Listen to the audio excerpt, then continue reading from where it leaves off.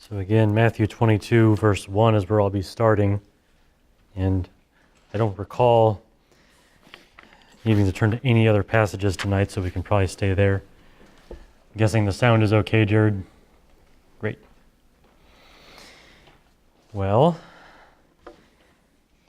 I it feels like I've not been teaching for a while, but I plan to continue teaching in Matthew and teaching through section 6 of Matthew's Gospel, which again is roughly the end part of chapter 20, and then all the way through chapter 25.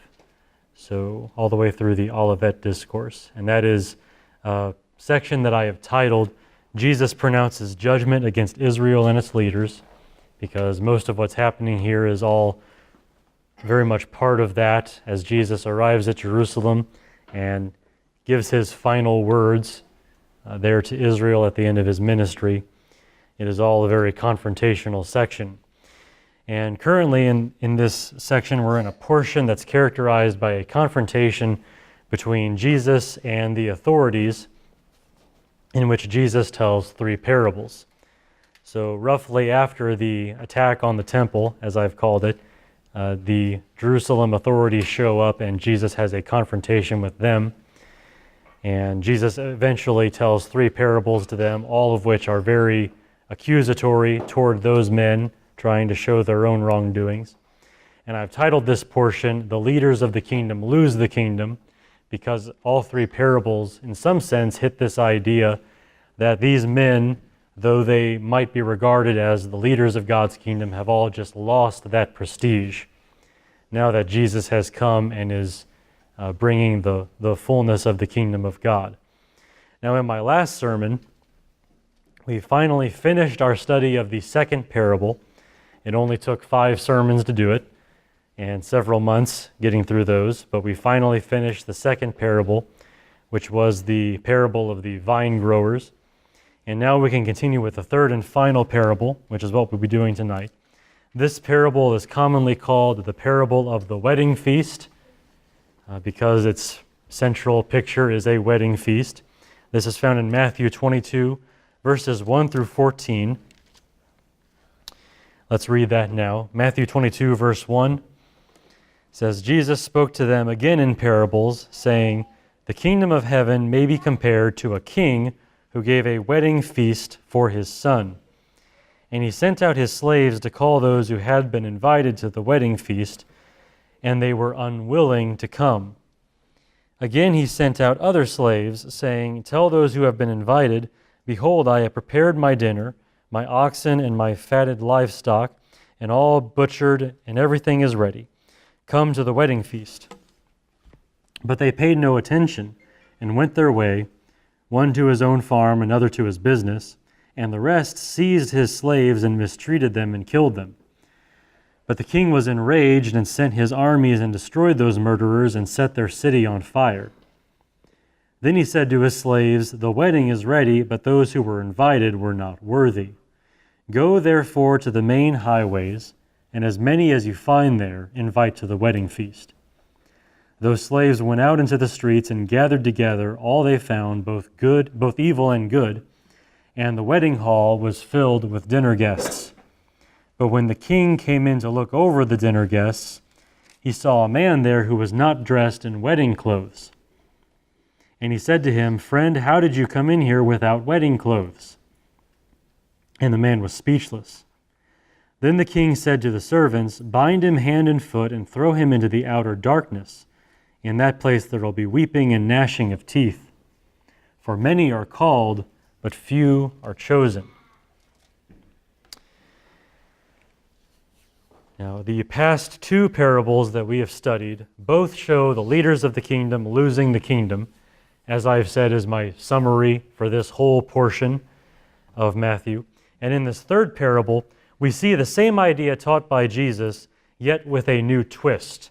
So we're still somewhat on this idea of the leaders of the kingdom losing the kingdom, but this time it's a little bit different. In this parable, we see that the leading city loses the kingdom to the chosen few. So that's my modification of the leaders of the kingdom lose the kingdom. For this particular parable, it's the leading city loses the kingdom to the chosen few. Or if you want a longer summary of this third parable, it teaches that God patiently and generously calls many from Jerusalem and Israel, but only the few who honor God are chosen to obtain the kingdom. And since that is my longer summary, and we'll be getting used to it for the next 3 messages, including this one, I'll give that to you again. That God patiently and generously calls many from Jerusalem and Israel, but only the few who honor God are chosen to obtain the kingdom. In this way, the third parable of Jesus continues the theme of the leaders of the kingdom losing the kingdom, but this time it's a little bit broader than just the Jerusalem authorities. This time I think it has a lot more to do with Jerusalem, being the chief city of Israel and the chief city of the kingdom, as they would have understood it. They lose the kingdom in this particular parable. And of course, I'll spend all this time that I have coming in the future messages talking about that. This is becoming a dangerous pattern, but I do plan to spend several messages on this one parable. I have 3 planned, and I don't think I'll have to add any more than that, but there are 3 sermons that I have planned for this particular parable for us to fully unfold all the details within it. Now, each sermon focuses on one of the 3 responses made to this invitation from the king. So in the 3 different responses, we're going to have 3 different sermons covering all of those. Today's message will focus on the first response seen in this parable, which is the refusal of the invitation. So that first, maybe the first 7 verses or so of the parable is the real focus for tonight, where we see people just refusing this invitation to come to the wedding feast. This is how Jesus describes the refusal of his gospel, especially there in Jerusalem. So that, I think, is the purpose of the imagery of the parable. And in this part of the parable, we see the inexcusable sin of refusing the gospel of Jesus Christ. These people, in this particular part of the parable, just seem to be completely without any rational basis for their refusal. It is inexcusable of them to refuse the king in this way. And for that reason, today's sermon is called simply No Excuses. That is what we see as we think about people and their rejection of the gospel, especially as we see it in Jesus' day. There is no excuse for that kind of behavior, and that is what this part of the parable is meant to show. So my outline for tonight has 3 divisions, which I'll read for you now to help you follow along as I go. First, simply the observation that refusing the gospel leads to greater sin.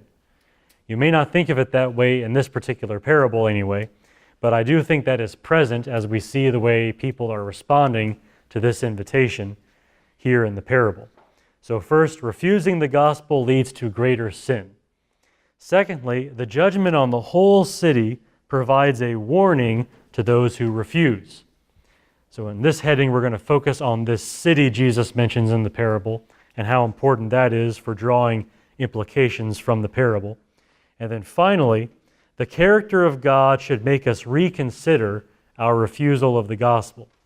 So in that heading, I want to take a special look at this king and what he has done for these people and how it should make us reconsider our response to the gospel. Now, if today's sermon has any application, it is really for those who are not yet Christians.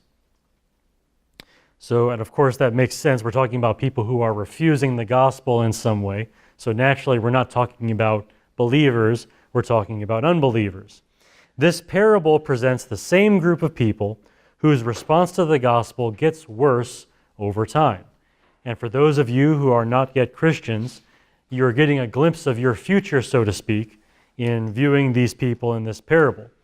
Because that is what Jesus is trying to symbolize as he talks about these people, how people's response to the gospel actually gets worse as time goes on. Therefore, my first plea is simply this. Ask yourself, how are you responding right now? For those of you who are not yet Christians, how are you responding to the gospel right now? Think about that carefully as you consider this parable tonight, and also know as you consider that whatever your response is to the gospel, it can get worse, and it will get worse and the consequences will get worse. We see that in the way this story unfolds as Jesus tells this parable, and that is how it is with refusing the gospel as well.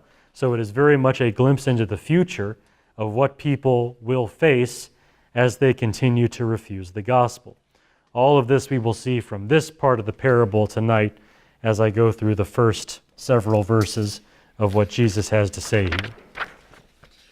So let's begin with this really foundational point that refusing the gospel leads to greater sin.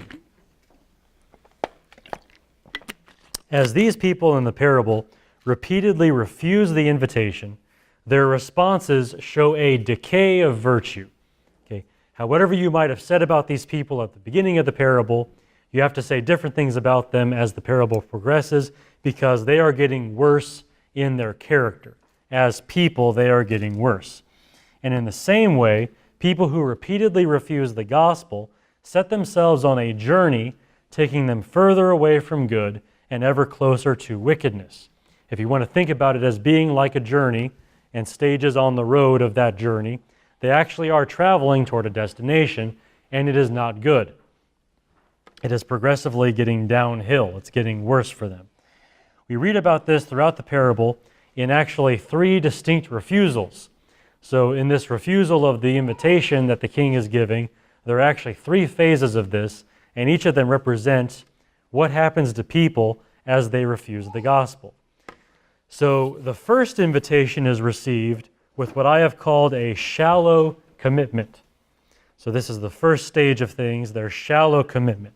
Now to see this first refusal, you have to apply a bit of common sense to the parable. Let's read the first few verses again here. It says, "The kingdom of heaven may be compared to a king who gave a wedding feast for his son. And he sent out his slaves to call those who had been invited to the wedding feast, and they were unwilling to come." So, had been invited. Notice that the slaves go to people who had been invited. Past tense, this sending of the slaves that we see here was not really the first invitation. There was another invitation before that. These people had already been invited.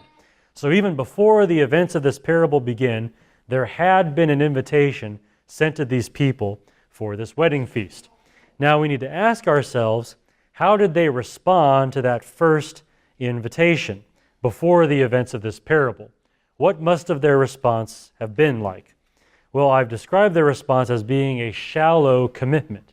Now, even though you don't see that in the parable, it happens before the events of the parable begin, I think it must be some kind of shallow commitment. To start with the commitment, I think that's fair because we have this idea, even in our own day, of the RSVP.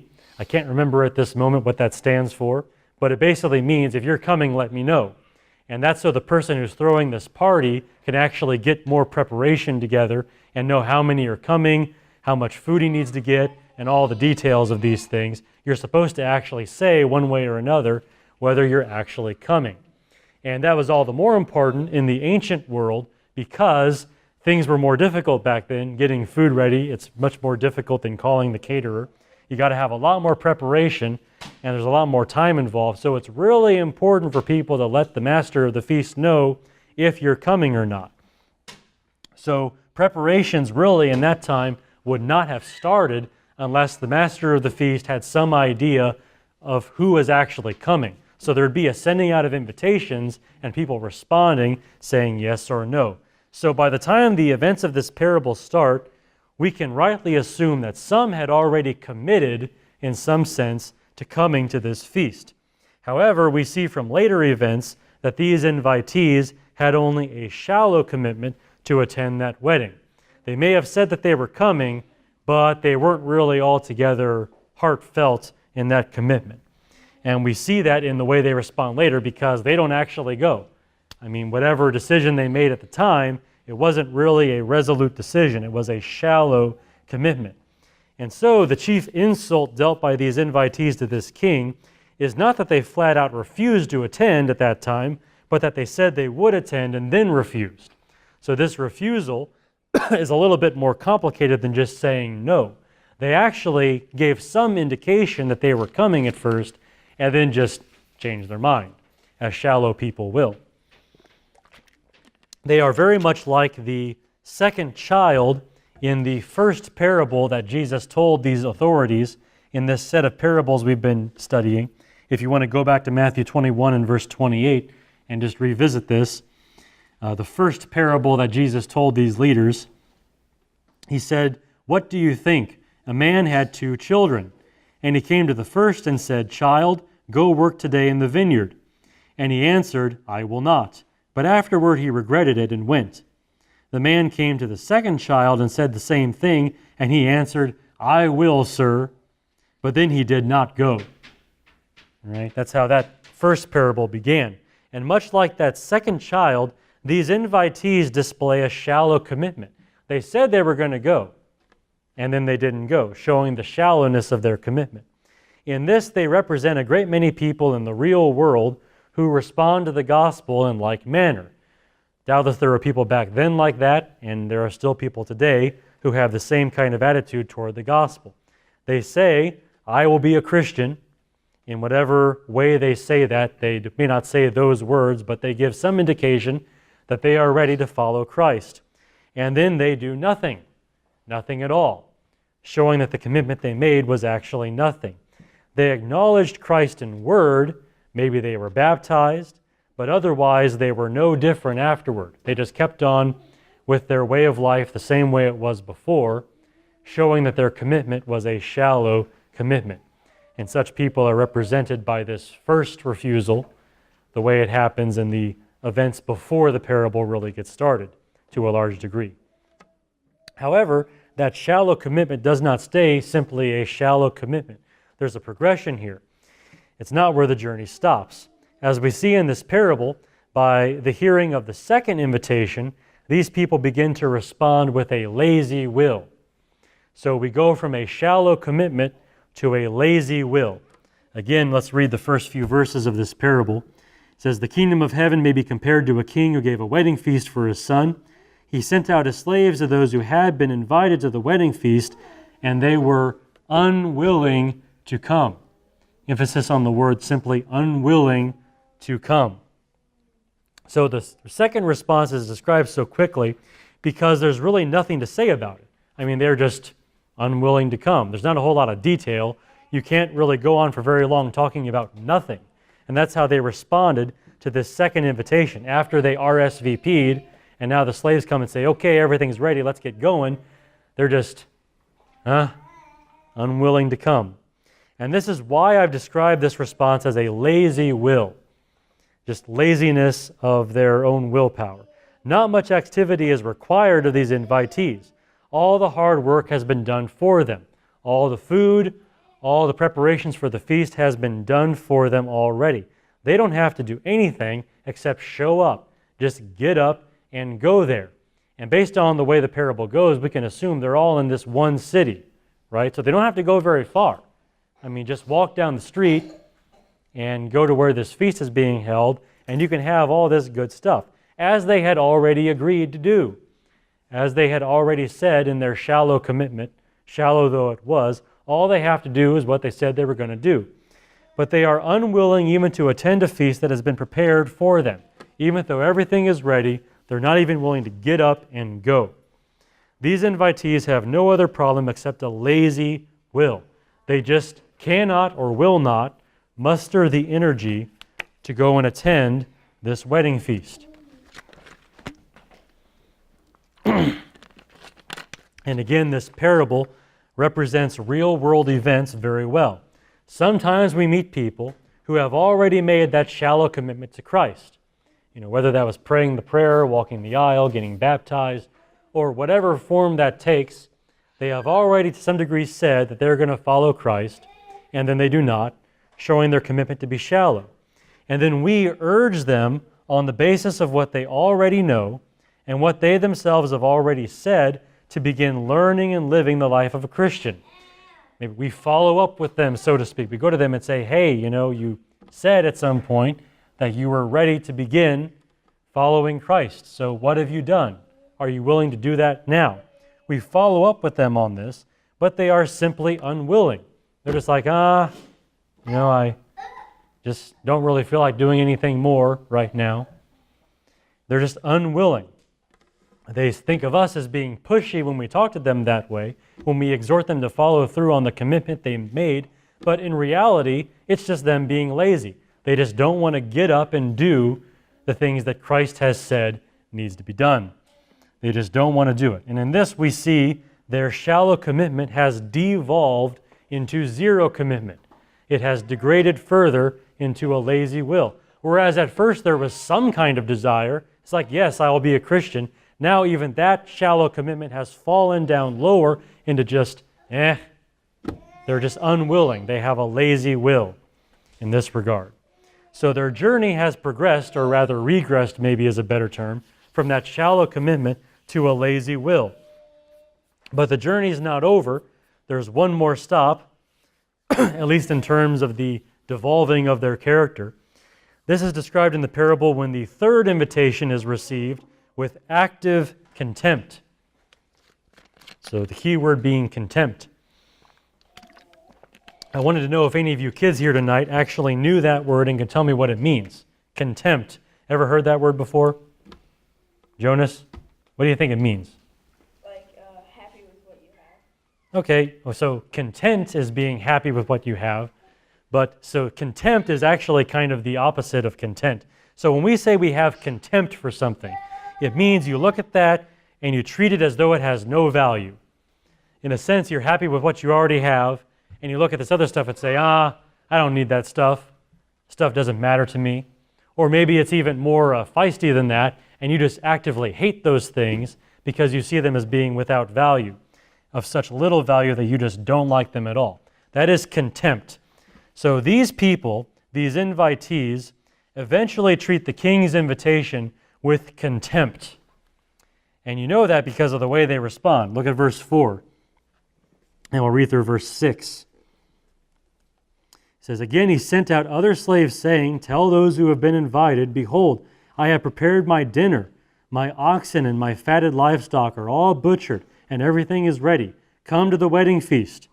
But they paid no attention and went their way, one to his own farm, another to his business, and the rest seized his slaves and mistreated them and killed them." One way or another, those are all forms of contempt toward this king and the invitation that he issued to them. While they do not all respond with the same actions, they do respond with the same attitude, which is a kind of contempt. Now, some of these invitees show their contempt by going about mundane activities on the farm or at the business. Okay, so they would rather go to work, so to speak, than go to a feast that has been prepared for them. A wedding feast for a king's son, no less. How many of you have ever been invited to a royal wedding? Anyone have the illustriousness to be invited to a royal wedding? Well, no, of course not. That's like the select few. Not everyone gets a wedding invitation like that. So what do you think would be the greater experience? Going to a royal wedding or going to the office or wherever you work? I mean, what's the more exciting event there? Well, obviously the wedding feast for the king's son. The royal wedding is going to be a lot more unique, a lot more festive, and surely better than a day at the office, surely better than a day slaving on your farm. I mean, surely that would be better. And yet these people have such small honor for their king and his feast that they would rather go trudge in the dirt behind oxen or sit behind a counter somewhere than be part of this once-in-a-lifetime opportunity to go see the king's son get married and sit there and feast with them and enjoy that kind of scene. You know, they would rather do the mundane kind of things than go to this royal wedding. You can see their contempt for the king and what he has there, in that they would rather do this ordinary stuff than do this extraordinary stuff that he has planned for them. But they're not even the worst people in this batch. The other invitees show their contempt in other ways, by mistreating or even murdering the messengers. You know, we have the expression, "Don't shoot the messenger." You know, we say that very often, and we understand how a person might be angry at a messenger for bringing bad news. If he comes in there and tells you something bad, you might get really angry. You might get angry at him, and you might take out your anger on him. And he might say, well, don't shoot the messenger, I'm just delivering the message. That all makes some degree of sense. But who ever heard of getting angry at a messenger bringing good news? The king has made a feast, it's all ready, come and enjoy. Now he's like dodging bricks and stuff. I mean, who ever heard of that? But that's what happens here. These messengers come here with this very good news, this open invitation, and now they're getting mistreated or even murdered for bringing that news. This sort of contempt borders on insanity. Maybe it even is insanity. It doesn't make any sense whatsoever. There's no rationale for it. They're very much like the vine growers in the parable that Jesus told just before this one, who kill the servants of the owner and also kill his son, and then somehow think these events will end well for them. They think they can just be there and totally abuse everyone who works for the owner and even the owner's son, and somehow they'll just get the vineyard in the end and be able to live it up for the rest of their lives. Well, no, of course that's not going to work. And here in this parable, murdering the messengers of the king who was just trying to invite you to a feast, that's not going to end well. But they do it anyway. It shows you the greatness of their contempt for the king. And these final responses, because these are the final responses we have from these people, all of them to some degree show a form of contempt. Whether they are just going about their mundane business or murdering these messengers, they all have some kind of contempt for the king and his invitation. And so these invitees have degraded themselves from a shallow commitment to a lazy will, all the way down to active contempt for a king who was just trying to show them favor, who was just trying to invite them into something good. That is how far these people have fallen as this parable has progressed. And so it is with the gospel. This is exactly how some people respond to the gospel of Jesus Christ. Jesus had many crowds in his own day hanging on his every word, only to see a very different opinion about him from those same crowds later on, who were eventually chanting for his crucifixion. What a change. I mean, what a change took place from time. Because their original commitment was just kind of enthusiasm, it ends with a very different kind of enthusiasm, this time for murdering Jesus. That was certainly how it was back in his own day. And today, we see something very similar. Today, the person who once spoke of asking Jesus into his heart can have a very different response the next time a Christian knocks on his door to talk about the gospel. Oh, get out of here. I already tried that. Get out of here or I'll call the police on you. I've heard of Christians being run off with a shotgun before, for knocking on the door talking about Jesus. I mean, people, they get more hostile. I mean, what began as maybe a kind of shallow commitment and turns into a lazy will, now there's nothing lazy about it. They're just actively contemptuous of the gospel. They hate this stuff. They have devolved that far. In this way, as the parable describes it, we see that refusing the gospel leads to greater sin, from a shallow commitment to a lazy will to an active contempt for Christ. So wherever you are on the journey, if you're an unbeliever, you can see in this parable a glimpse into the future, because this is what happens. You don't just stay at your current level of refusal. You fall to deeper and worse levels of refusal as time goes on. And that is what this parable seems to portray as we see these invitees refusing this invitation. So much for that part of things. I want to move on to something a little different. All that I have said so far is applicable to much of mankind, just talking about people in general, all over the world, as they respond to the gospel, or as they refuse the gospel. However, Jesus includes something in this parable which is oddly specific, something that you might miss, and I know that because I didn't really pay it much mind either until I started preparing for this sermon. There's a detail here. This detail is the focus of the second heading of this sermon, starting now. And this detail is that this parable is told against a city. It is told against a specific city. And the judgment on this whole city provides a warning to those who refuse.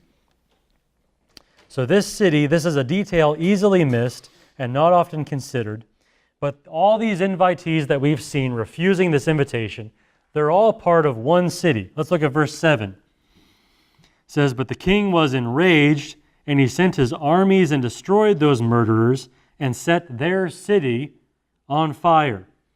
Okay, implication of that is all of these people live in one city. So that's the picture here. It's not people far and wide. It's just in this one city. Now, without a doubt, we can argue that their city is meant to represent the city, Jerusalem. I think that is the kind of thing that makes sense the moment someone says it, but just in case I want to argue the point and get you to see this, the image given to us in verse 7 is that of a city being surrounded by armies, burned, and destroyed. So it's not just some city, any city. This is a city that has the great misfortune of being surrounded by armies, burned, and destroyed. Now, to anyone living in that time and place, the one city which will come to their minds after that description is going to be Jerusalem. I think a lot of the people reading this Gospel of Matthew in the time when Matthew wrote it would think of Jerusalem when they hear that description of the city.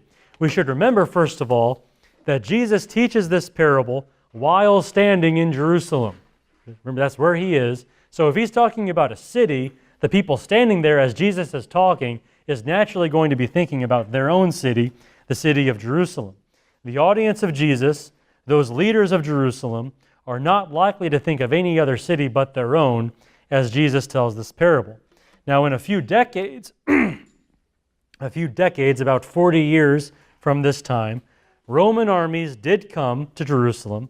They did burn the buildings, and especially the temple, and they did destroy that city, killing 1 million residents and selling 1 million more of them into slavery. If you want to have an idea of the catastrophe that was at work there, it's reckoned in millions. 1 million people died or were killed, and 1 million more became slaves because the Romans had to profit on this somehow. So that's what happened eventually. Now, if Matthew wrote his gospel after those events, as some believe he did, the readers of his book could never fail to connect Jerusalem to this city in the parable when they think of it being surrounded by armies and burned and destroyed like that. So if Matthew wrote his gospel after all of that, they're going to be thinking of Jerusalem for sure. Now, if Matthew wrote his book before the Roman siege, as I myself am more inclined to believe, I think still the readers are going to connect these events to Jerusalem. Because if they pay any attention at all to things Jesus says later, they're going to get that idea. We see Jesus come around to this idea later on. Matthew 24, verses 1 through 2.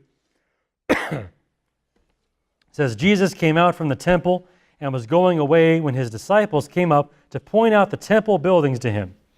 And he said to them, 'Do you not see all these things? Truly I say to you, not one stone here will be left upon another, which will not be torn down.'" So here's this prediction from Jesus, this famous prediction. See this great glorious temple you think is so awesome? It's going to be pulverized. Not one brick's going to be left on another. And if that's going to happen to the temple, imagine what's going to happen to everything around the temple. Imagine what's going to happen to the whole city of Jerusalem. By the time any reader makes it to that passage, he's going to see that Jesus is foretelling some kind of calamity on Jerusalem itself. So he's going to think about this parable and this calamity befalling this city, and he's going to think of Jerusalem as he thinks of all of that. So all these things together, I think, make a pretty solid argument that this city is meant to make people think of Jerusalem in particular. The leading city of the kingdom of God is going to be surrounded by armies and burned and destroyed, as pictured in this parable. So, this is partly why I've described the main point of this parable as the leading city of the kingdom loses the kingdom. So it's not just the leaders of the kingdom in general, even the leading city of the kingdom, the capital city, so to speak, is going to lose the whole kingdom. Jerusalem was the city of God, as described in the Old Testament, in the attitudes and minds of the people who lived there. This was God's city. But the city of God was meant to lose its place in the kingdom of God because of the way they responded to what Jesus was preaching, the way they responded to the gospel. So of all people, This point certainly has the most application for Matthew's first readers, the people of Israel at the very beginning of the church. This parable actually is one of those events which is recorded in just one gospel, Matthew. Only Matthew records this parable. Even though other gospel authors refer to some of these other parables, no one records this parable but Matthew. And of course, as I've argued, Matthew is very much writing to his own people there in Israel and trying to urge these things upon them. Apparently, he thought this parable had some special reference to them. This reference to the destruction of Jerusalem is probably what made Matthew view this parable as a necessary inclusion for his book, whereas the other three gospel authors saw no reason to record it. Here is a parable that mentions the destruction of the city of God, Jerusalem. So we better make sure this gets it into the gospel that he was writing so that his own people could read it and learn from it. For any of the Jewish Christians reading Matthew's gospel, it is indeed a necessary teaching. This is something that if Matthew is going to disciple these Jewish Christians, he wants them to know this and think about it. Consider it from their perspective. Even after Jerusalem was destroyed under God's judgment, such Jewish believers might think to themselves and say, oh yes, but God will restore it. God will restore Jerusalem, and surely it will be the capital of Christianity. Surely we'll get it back somehow, and all this terrible stuff will be reversed. When Jesus tells this parable, he signals to his very first and most devoted disciples that they need to discard old superstitions in favor of God's new plan. Jerusalem is going to fade while the gospel goes out to the highways. As the parable progresses, we see the gospel leave that city and go outward to somewhere else. We're not coming back to Jerusalem. We're leaving home for good. The old way of doing things is gone. And the readers of Matthew's gospel, the first readers, really need to understand that. More than any of the other early Christians in the other nations, these Christians need to understand that God's kingdom has no earthly capital. We're not talking about holy lands and things like that anymore. Things are different now. So these particular readers need to learn that the pulverization of Jerusalem has a message to it. It's done. We're not doing these things this way anymore. So they certainly need to learn from this. Now, while I certainly think this parable has a unique message for them, I don't mean to say that it has no application to you, because I still think there's a lesson to learn here for all of us after the fact, 2,000 years later, not Jews, but Gentile Christians. I think even we have a lesson to learn from this. And that lesson simply is, no sinner can hide behind the sins of others. And you might wonder where I'm getting that. And I'm going to tell you where I'm getting that. Notice again the reason that the city is burned. Okay? Because they are murderers. Okay? That is the verdict leveled against them. Verse 7. But the king was enraged, and he sent his armies and destroyed those murderers and set their city on fire. Okay, so that's the reason for burning the whole city, because they are murderers. Now, does anyone see a problem with that? Get critical here for a moment. Does anyone see a problem with burning down the whole city because they're murderers? Anyone? They weren't all murderers. They weren't. Remember how they responded? The judgment may seem odd to you because not everyone killed these messengers. Look again here. But they paid no attention. Some of them just paid no attention, and they went their way, one to his own farm, another to his business. And the rest seized his slaves and mistreated them and killed them. So you've got some people going about their mundane lives. You got some people that just mistreat the slaves. They don't murder them. And then you got some other people that actually get their hands dirty and murder these guys. So they're not all murderers. But then the king says, we're going to burn down the whole city. Like, why, sir? Because they're murderers. But sir, they're not all murderers. Burn down the city. Burn down the city. They're murderers. Really unusual. Now, I've often said that the parables of Jesus usually contain surprises. There's usually something about every single parable of Jesus, even though we very often don't get that because we're so used to the parables of Jesus. His parables usually contain some kind of surprise. And I think this is the surprise of this parable. This mass execution of the entire city for the violence of a few is a great surprise in this parable.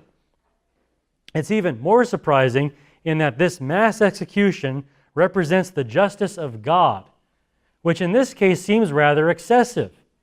Not everyone is a murderer, and yet they're all being punished accordingly. It seems excessive. It doesn't seem just for God to do this, and yet that's what Jesus says God is going to do. Now, I am less certain of the precise lesson to be learned from this detail, but I do know that it illustrates an important truth, something that I can say that is true regardless of exactly why Jesus included this detail. And here's what I'll say, and that is, again, no sinner can hide behind the sins of others. No matter how you respond to the gospel, you can't point to someone else and try to divert attention away from yourself and say, well, look at this guy. He's worse than me. Because people do that. It's a very similar trick you hear from unbelievers all the time. It's like, whoa, whoa, whoa, I'm not as bad as this guy. You know, he responded way worse than I did. I mean, look at him, look at his sin. And they think that somehow they're going to exonerate themselves from doing that. But if by doing that they can divert attention from their sins onto these worse sins, they think they're somehow going to get off clean. Guess what? It doesn't work that way. When the armies of God show up, everyone dies.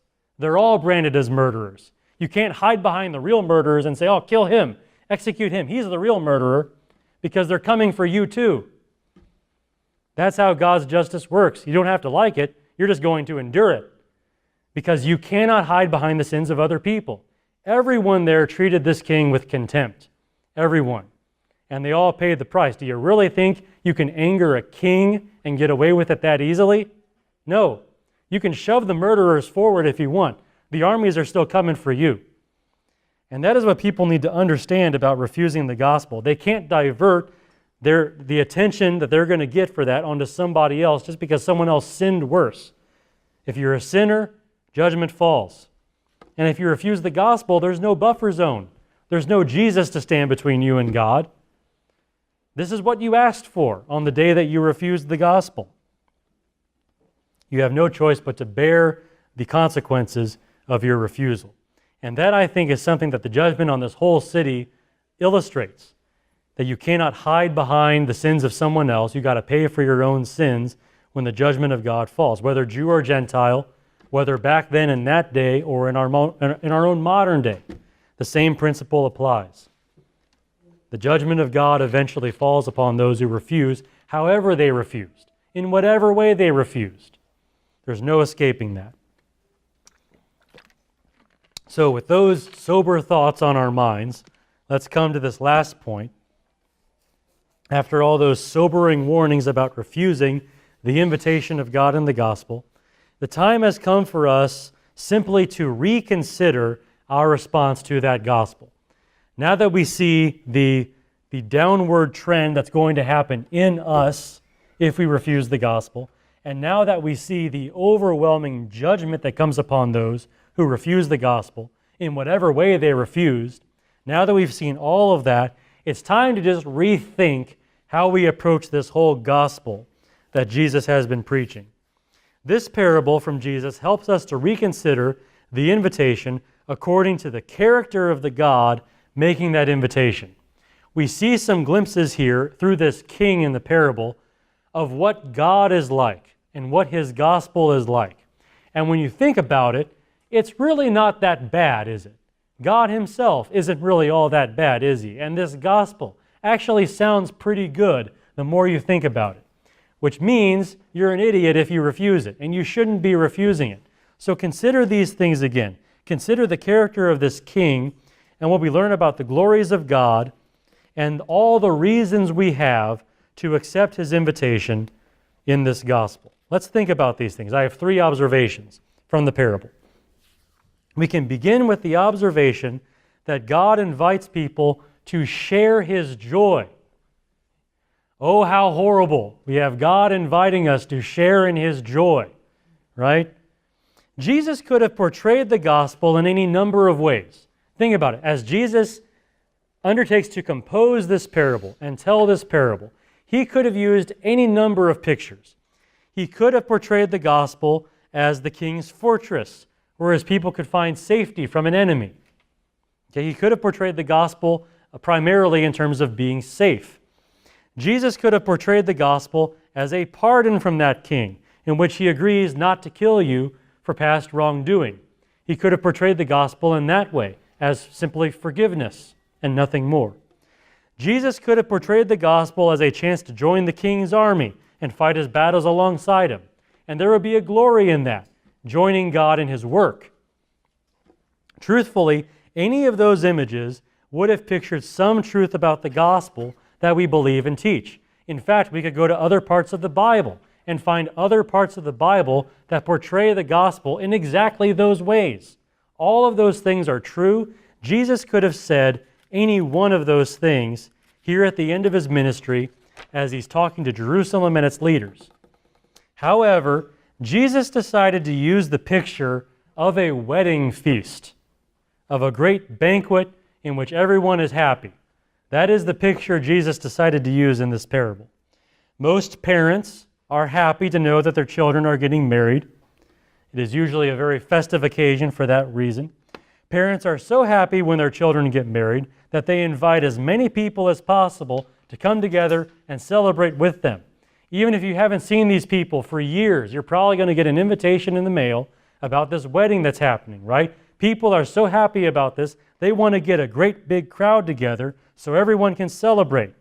And furthermore, most people who go to a wedding are happy to be there. Not everyone is, but most people who go to a wedding are usually able to get into the spirit of that, and it really is a joyful occasion. Some people are so happy about weddings that we actually have the practice of crashing weddings, where even if you're not invited, you'll find a way to get in the door anyway and pretend that you belong there, so that you can enjoy all of these wedding festivities. It's usually a very happy time and therefore is a great picture of joy. When Jesus uses this particular picture of the gospel, he reminds us that the gospel is an invitation into the joy of God, that God is fundamentally a happy God and wants other people to share in his happiness. Like most good people do, who want other people to come share in their happiness, God is like that. God's heart is not filled with fire and brimstone, but rather with feasting and celebration. When you get to the real center, if we can talk about God having a center, if you want to get to the center of who God is, that's it. It's joy. God rejoices in being God. He's happy with what he wants to do for people. He wants people to come and join that. Joy is there. And in Christ, God has given people a chance to join him forever in that great joy that he has within himself. That sounds pretty good. It sounds really good. But it doesn't stop there. We have other observations. Jesus gives us another reason in this parable to accept the invitation of the gospel, and that is simply that God is generous in sharing his joy. So moving past the idea of joy now into generosity, a willingness to give. For those of you kids who don't know what that word generosity means, it means a person who's willing to give and give a lot and give freely and ask nothing in return. Generosity. God is generous in sharing his joy. Listen again to this description that we have. The king sent out other slaves, saying, "Tell those who have been invited, behold, I have prepared my dinner. My oxen and my fattened livestock are all butchered and everything is ready. Come to the wedding feast." Okay, we don't usually think in terms of oxen and fatted calves when we come to the idea of feasting and having a meal, but replace that, make it a blank and replace it with whatever foods you consider really good, the foods you really, really like to eat, what you consider most delicious, the foods that make you happy. That's the kind of food that God has prepared here, right? Your favorite foods, whatever they are. The gospel is like that, like sitting down to eat your favorite meal and the joy that is there in that, except this time it was prepared by someone else. You didn't have to do that. Someone just came in and gave this to you, right? The generosity that's there. The king has prepared that kind of feast, and it's already spread on the table so that the only thing his invitees need to do is find an open chair and sit down and eat. He's gotten it all ready for them. And don't forget this, the king has done that for a whole city of people. In spite of how it ends, this king was willing to get the whole city together to have this wonderful wedding feast. That is some serious generosity there. To get the best food, invite all the people from the city, get them sit down there, get everything ready for them. They don't have to lift a finger except to lift up the fork if they were using forks back then. I don't know if they did use forks at that time. But all they had to do was lift the utensils, or forget the utensils, just pick up the food and eat it. Just sit down and enjoy. He's done everything. And he's gone all out with it. There is abundant generosity there at the feast of this king. All this king wants to do is get a bunch of people together and make them happy to the nth degree. And that is how Jesus portrays the gospel. That is how Jesus portrays God. That kind of abundant generosity. Jesus makes one final point about the character of God to sway us into realizing how foolish it would be to ignore God's invitation, and that is God's patience. How patiently God waits, or we might say this, how patiently God endures these people. In the parable, the king endures 2 foolish rejections and only orders an execution after the 3rd rejection. So he waited a good long while. I am convinced that Jesus only stopped at 3 rejections because no story could possibly be long enough to record the innumerable rejections suffered by God over millennia of mankind's history. The parable would just keep going and going and going for a very long time if Jesus was really going to portray the full patience of God that he has had toward mankind or even toward Israel itself. It would be a lot more than 3 rejections. And yet, 3 rejections in this parable is enough to show you how much God endured. I mean, just think about this. Dwell on this. Why does the lightning not strike? Right? Why aren't we just walking around with thunderbolts coming down on us from God to kill us all? Why does the hot center of the earth not boil up and just flood the planet with fiery hot lava and kill us all? Why does some asteroid not slam into the earth and just obliterate us into space dust? We've done enough. We've sinned enough to see that. I mean, just watch the news someday, or better yet, look into your own heart. We've done enough. I mean, God should be well past enraged by now, and yet here we are, still living, still breathing, many of us still refusing the gospel, and yet God waits. God endures. God gives yet another chance to repent. As we get worse and worse and worse, God just keeps waiting and gives people chances to repent. The parable teaches us that God's patience is limited, but also that his patience is long. It takes a long time for God's patience to wear out. To use the biblical word, God is truly long-suffering with mankind.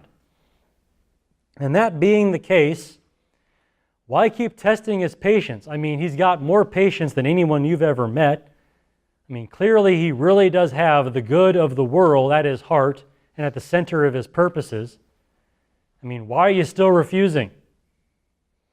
So all of this, is the God making this invitation in the gospel of Jesus Christ. This is what God is like. In his own great self, God gives us no excuse to refuse, but every reason to accept. He wants people to share in his joy. He generously creates these circumstances to get as many people into it as possible and give them as much as he can. And he waits and endures long as he gets it all ready. This is the God we're talking about. This is the good God we're talking about when we talk about the gospel. And this good God leaves us no reason to refuse. To refuse the gospel is to be just as brainless as these people refusing this invitation from this king in this parable. So I began this sermon by directing it to those of you who are not yet Christians, and I will end by doing the same. In this first of 3 sermons on this parable of the wedding feast, the focus falls squarely on the first response seen in this parable, and that is the refusal of the invitation. So those people who hear the message that Jesus preaches and just refuse it in some way. Those are the people we're talking about tonight. here at the first part of this parable. And this is how Jesus describes the refusal of his gospel, especially there in Jerusalem, but really it applies to the whole world as well. And the sin really is inexcusable when you really look at it. There is no reason to do this, and yet people do that. And this is how Jesus describes it, right? First of all, refusing the gospel leads to greater sin. Okay? The invitees in the parable go from a shallow commitment to a lazy will to a complete contempt of this king. And that is exactly how it is for people who refuse the gospel. They will continually get worse and live out worse forms of sin as time goes on. And then secondly, the second point I had tonight, the judgment of the whole city provides a warning to those who refuse. Without a doubt, the city refers to Jerusalem in the parable. And for that reason, we can say that think about this, even the leading city of God's kingdom lost all of their holy privileges because of their refusal of the gospel. So there's something in itself, but then also just seeing the way God treats the whole city, even though not all of them are murderers, he treats them all as murderers, shows us further that you can't hide your sins behind someone else's sins. You're all going to get it. Those of you who refuse the gospel, the armies come for everyone, regardless of the way in which they refused. No sinner can hide behind the sins they've committed because they're all equally without excuse, and they all deserve the judgment of God. And yet, for all of that, the character of God gives us plenty of reasons to repent and believe this gospel. We see his joy and his desire for people to share in it. We see his generosity, and we see his great patience in putting up with us long enough to give us time to repent. All of this together removes all of our excuses and gives us every reason to believe the gospel and become devotees of this particular king, and to at least come to the wedding feast and share in the joy he has for us.